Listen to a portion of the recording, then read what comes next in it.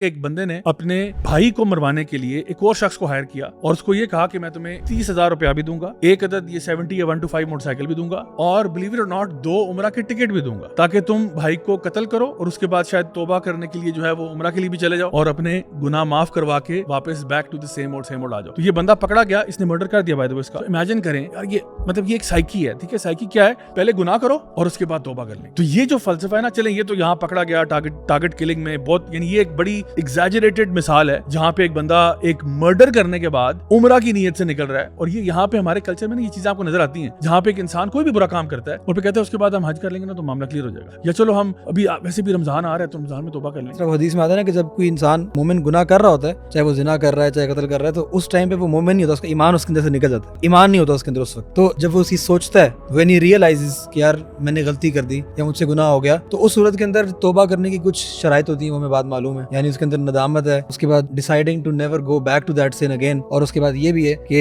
اس گناہ سے نفرت کر دینا اور اس کو فوری طور پہ امیڈیٹلی چھوڑ بھی دینا، اور جو افیکٹڈ پارٹیز ہوتی ہیں ان افیکٹڈ پارٹیز کو آپ نے جو نقصان پہنچایا اس نقصان کی تلافی کر دینا۔ تو یہ شرائط ہوتی ہیں۔ تو جب تک یہ شرائط پوری ہو رہی ہیں تو آپ جتنی مرضی مرتبہ توبہ کرتے ہیں، کوئی مسئلہ کی بات نہیں ہے۔ البتہ جب آپ توبہ کر ہی اس انداز میں رہیں کہ آپ کو اس پہ ندامت نہیں ہے، آپ نے اس پہ پلاننگ کی ہوئی تھی پہلے کی، جب آپ پہلے سے پری کنسیوڈ ایک پوزیشن کے ساتھ جا رہے ہیں تو